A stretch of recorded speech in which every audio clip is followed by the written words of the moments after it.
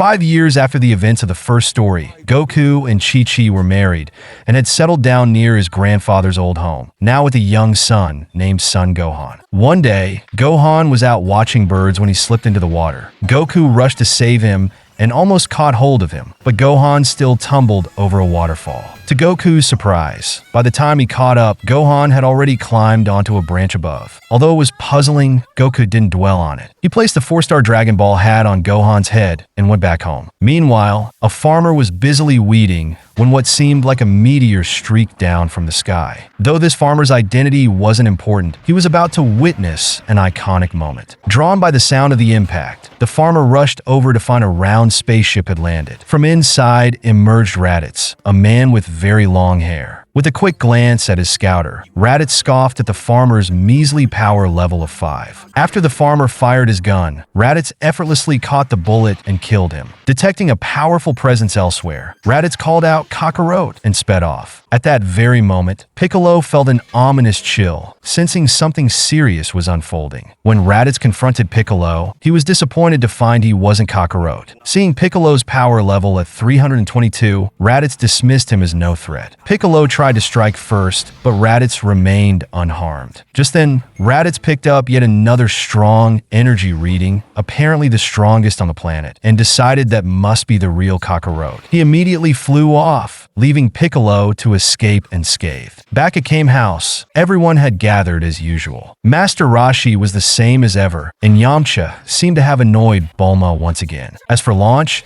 she and Tien had vanished 5 years prior, seemingly forgotten by the creator. Soon after, Goku showed up at Kame House with his child in tow, leaving everyone astonished. In honor of Goku's grandfather, his son Gohan was named after him. As he grows older, Gohan hopes to become a distinguished scholar, an ambition shaped by his mother Chi-Chi's guidance. Chi-Chi forbids Goku from training Gohan, reasoning that Earth already has Goku to safeguard it. Suddenly, Goku sensed a powerful enemy approaching. Raditz reappeared, addressing Goku as Kakarot and remarking on how much he resembled their father. He also mentioned that Goku's original mission was to eradicate humanity, leaving everyone perplexed. Krillin tried to confront Raditz and make him leave, but with a swift flick of his tail, Raditz sent Krillin flying. He had expected Goku to regain his memory at the sight of that scion tail, but it didn't happen. Raditz then speculated that Goku must have hit his head as a child. Master Roshi recalled a distant memory. Long ago,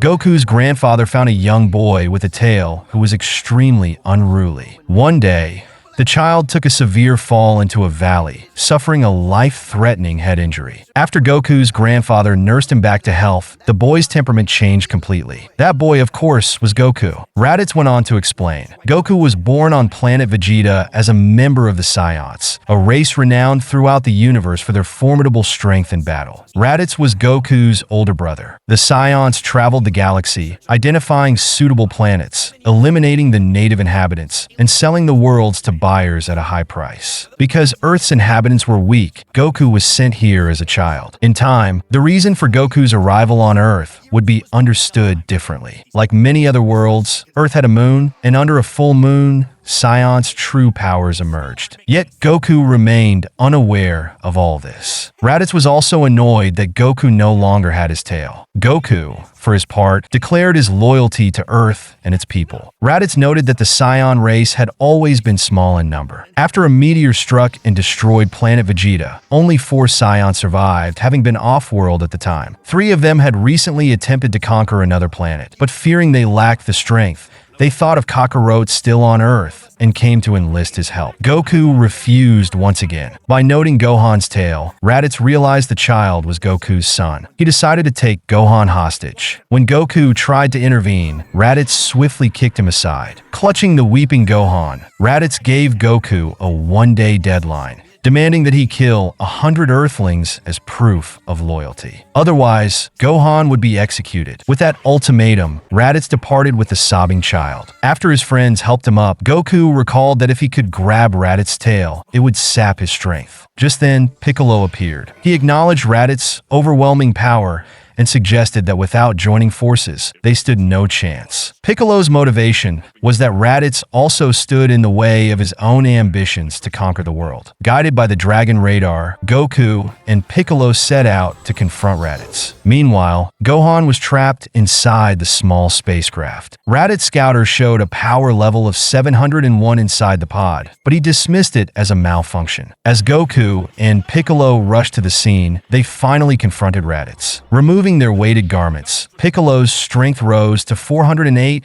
and Goku's to 416. Unimpressed, Raditz immediately struck each of them. He even mentioned that two other Scions were far more powerful than he was. After locating Gohan's position, Goku and Piccolo attacked together, but Raditz effortlessly dodged every strike and landed a kick on each of them. Rising into the air, Raditz unleashed a tremendous energy blast from both hands. Goku managed to evade, but Piccolo lost an arm, purple blood flowing from the wound. After coming down, Goku took another kick. Piccolo prepared a new, powerful attack, but it required time to gather energy. To buy him that time, Goku pressed his assault, keeping Raditz occupied. In that brief moment, Raditz noticed Piccolo's surging power, now at 1020 and still climbing. On the other side, Goku's Kamehameha chased Raditz, only to be caught easily in one hand. Raditz countered with an energy blast. About to follow up, Raditz spotted Piccolo's power spiking to 1330. At last, Piccolo fired his special beam cannon, obliterating a distant mountain. Unfortunately, Raditz dodged again. As Raditz prepared to retaliate, Goku suddenly seized his tail from behind. While Piccolo continued building energy, Raditz began pleading for his life. Goku, soft-hearted, released him, only to be elbowed hard and pinned under Raditz's foot. At that crucial moment, Gohan burst from the spacecraft, furious. Raditz was stunned to see a reading of 1307 for Gohan's power level. Gohan, yelling, "Don't hurt my dad," lunged forward with a headbutt, cracking Raditz's armor. But almost immediately, Gohan's strength plummeted back to 1, as if tied to his emotional state. Raditz swiftly knocked him unconscious. Raditz wanted to kill Gohan before the boy could learn to harness such power, as that brief surge had surpassed even Goku and Piccolo combined. Just as Raditz moved in for the kill, Goku clutched him tightly from behind, urging Piccolo to charge his attack one more time. This time, Goku was prepared to perish alongside his brother. Raditz begged again, but Goku wouldn't be fooled twice. Piccolo unleashed his special beam cannon, piercing straight through both brothers. Both Raditz and Goku collapsed. Raditz couldn't fathom why Goku would give up his life so readily. Piccolo calmly explained that on Earth there were Dragon Balls capable of granting wishes, including bringing people back to life. Raditz revealed that the entire exchange had been transmitted to two other Scions via his scouter. In 1 year, they would arrive on Earth. With that, Piccolo finished off Raditz. Elsewhere, the two remaining Scions were in the midst of a meal. Upon learning about the Dragon Balls and their ability to grant eternal youth and immortality, they decided to head for Earth as well. Back on Earth, Krillin and the others reached the scene, only for Goku to briefly regain consciousness and then pass away. While Krillin grieved, Goku's body vanished before their eyes, and Piccolo deduced this was Kami's doing. Bulma took Raditz's scouter, planning to modify it. Krillin began gathering the Dragon Balls. Piccolo regenerated his lost arm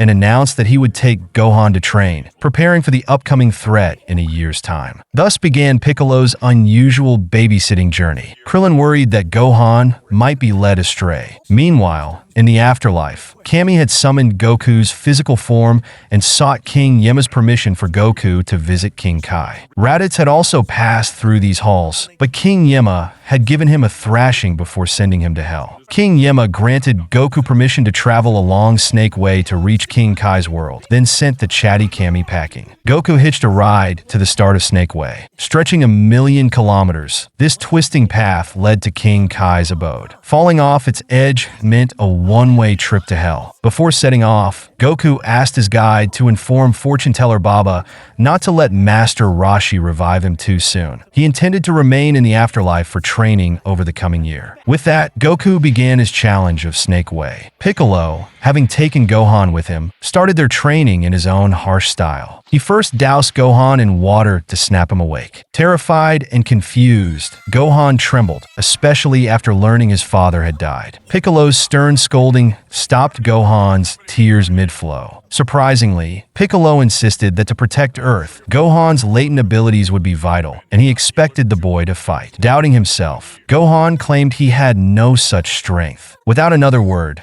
Piccolo opted for a hands-on demonstration. He grabbed Gohan and flung him away, leaving the boy little choice but to adapt. With a mighty shout from Gohan, the landscape ahead was flattened. Both Piccolo and Gohan were stunned by this display of power. Even so, Gohan still insisted he was scared, which only irritated Piccolo further. Piccolo told him to remove his clothes first, preparing the boy for what lay ahead. The first phase of Gohan's training was a 6-month survival challenge in the wilderness, intended to harden both his spirit and body. At this point, Gohan was still far too fragile. With that, Piccolo left him on his own. High above, Kami observed all this. He noted changes in Piccolo's behavior. The key detail was Raditz's soul, which had gone directly to the afterlife instead of wandering freely as it might have before. Kami speculated that perhaps Piccolo sensed he had only 1 year left. 1 year until either Kami's natural end or until Piccolo fell to the Saiyans. Either way, Piccolo seemed determined to leave something lasting behind. Meanwhile, Gohan was relieving himself when a huge dinosaur came after him. Just as it was about to bite him, Gohan inexplicably found himself perched on high ground, with no idea how he had gotten there. As night fell, Gohan felt both hungry and chilled. Out of nowhere, 2 apples blew his way. They were a subtle gift from Piccolo. After eating his fill, Gohan slept again, but come morning he still didn't dare climb down from his spot. Over at Kame's house, Bulma had finished repairing the scouter. Yajirobe arrived with a message from Krillin.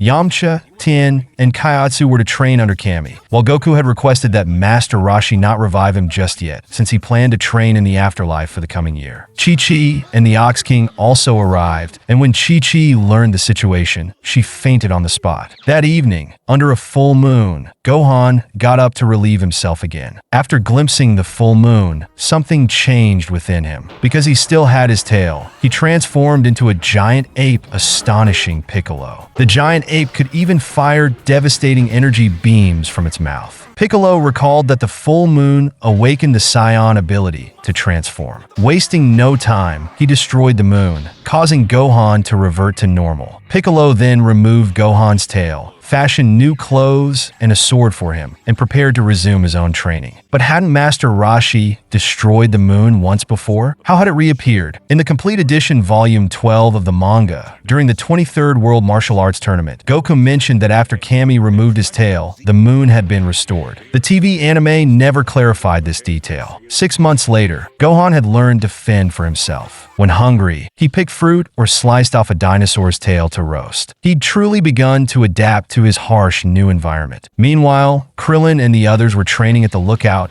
and Goku was still dashing along Snake Way. Piccolo had gotten serious about Gohan's training, and Goku kept pushing forward until he finally reached the end of Snake Way. There, he discovered a small planet floating above him. When he jumped onto it, the intense gravity pulled him down, leaving him unsteady. Mistaking the monkey bubbles for King Kai, Goku tried imitating its movements until the real King Kai made his appearance. King Kai, an eccentric deity with a fondness for bad puns, insisted that if Goku wanted training, he first had to tell a joke that would make King Kai laugh. Once Goku succeeded, King Kai agreed to train him. King Kai explained that this little planet had 10 times Earth's gravity, and he confirmed some details with his antenna. There were only 158 days left until the Saiyans reached Earth. King Kai cracked another terrible joke, which Goku failed to appreciate. Upset, King Kai threatened to withhold training. Panicking, Goku forced himself to laugh uproariously to please him. Moving on to serious matters, Goku worried that 158 days wouldn't be enough time. King Kai reassured him that 158 days here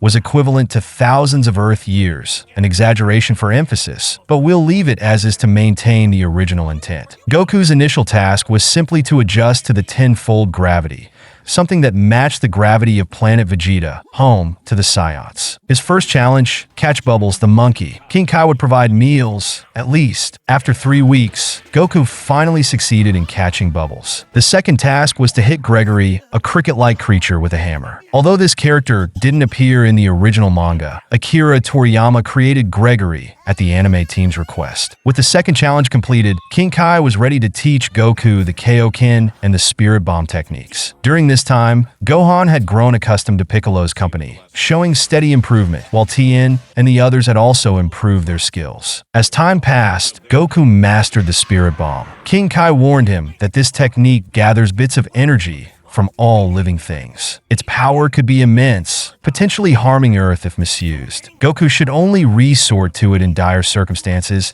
and even then, only once. With these instructions given, King Kai noted that the Saiyans were arriving tomorrow. He then realized he'd forgotten to account for the 2 days Goku needed to run back a long snake way to Earth. Using King Kai's telepathy, Goku contacted Master Roshi and told him to bring him back to life. King Kai provided Goku with a special battle outfit that offered some defense, marked with King Kai's emblem. Over at Kame House, Master Roshi summoned Shenron with Oolong present, initially hoping to wish the Saiyans out of existence. But because Shenron was created by Kami, any wish beyond Kami's power was impossible. Left with no choice, they quickly revived Goku. Goku made haste returning to Earth, just as the 2 Saiyans landed on the planet. We covered a lot of groundwork this time. As Dragon Ball entered its second major arc, the hero's power level skyrocketed well beyond the previous standards. To justify such growth, the story broadened its horizons from Earth to the entire universe. This naturally led to more elaborate setting details. With that, we'll see you next episode.